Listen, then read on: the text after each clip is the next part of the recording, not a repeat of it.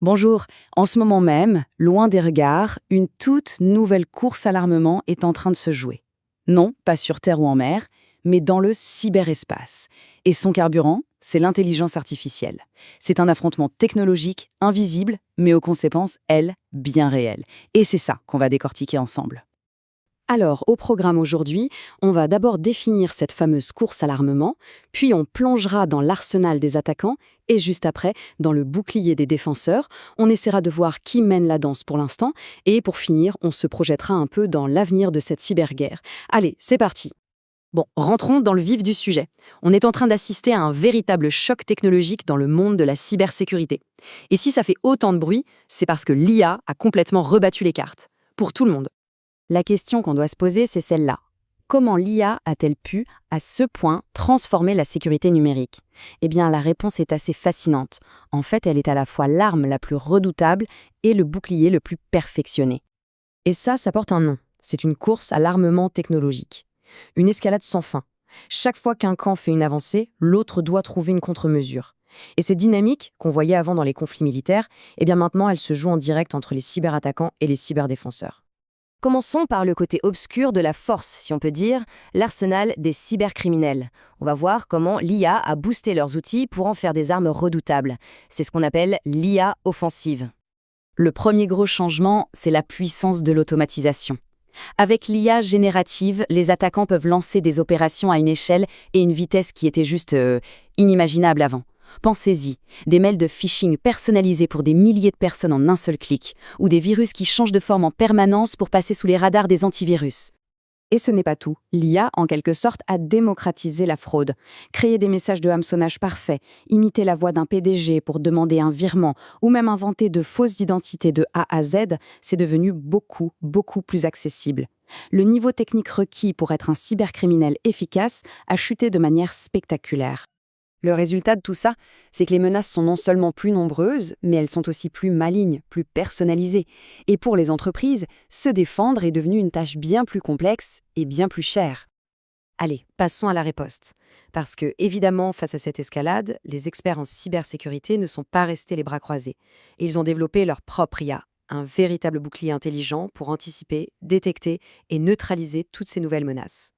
Concrètement, les défenseurs utilisent l'IA pour surveiller les réseaux en permanence, un peu comme un garde du corps qui connaîtrait les habitudes de tout le monde et qui repérait immédiatement un comportement suspect. L'IA permet aussi de prédire où la prochaine attaque pourrait avoir lieu et même de simuler des cyberattaques pour mieux s'entraîner. Mais la vraie force de l'IA défensive, c'est sa vitesse de réaction. On parle de quelques millisecondes. Sans la moindre intervention humaine, elle peut détecter, contenir, isoler et bloquer une attaque. C'est une rapidité qu'un cerveau humain ne peut tout simplement pas égaler. D'accord, on a donc des armes surpuissantes des deux côtés. La question logique, c'est qui a l'avantage? Faisons un petit point sur ce face-à-face numérique.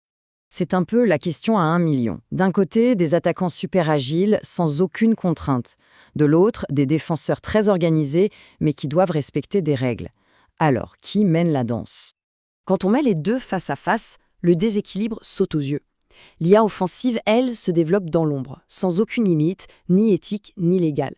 Son seul but, c'est de trouver la faille. En face, l'IA défensive doit jouer selon les règles, protéger la vie privée, et en plus, elle demande des investissements colossaux. Et pourtant, c'est là que ça devient intéressant.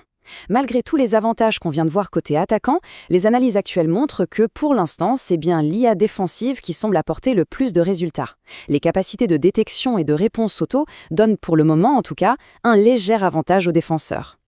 Attention, il ne faut pas crier victoire trop vite. Les défis pour les défenseurs sont énormes. D'abord, leurs propres systèmes d'IA peuvent être attaqués.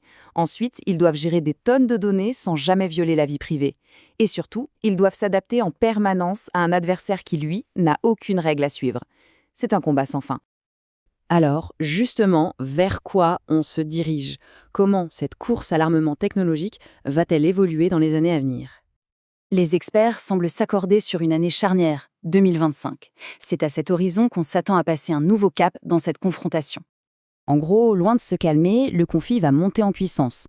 Les attaques basées sur l'IA vont devenir la norme, plus l'exception. Ça va forcer les défenseurs à développer des stratégies encore plus robustes, encore plus autonomes et bien sûr encore plus intelligentes. La course est vraiment, vraiment loin d'être terminée. On termine donc sur cette grande question. L'intelligence artificielle, est-ce que c'est notre meilleur espoir pour sécuriser notre monde numérique ou est-ce qu'on a ouvert une boîte de Pandore dont les menaces vont sans cesse nous dépasser? La réponse est sans doute un peu des deux. Merci d'avoir suivi cette analyse et à bientôt.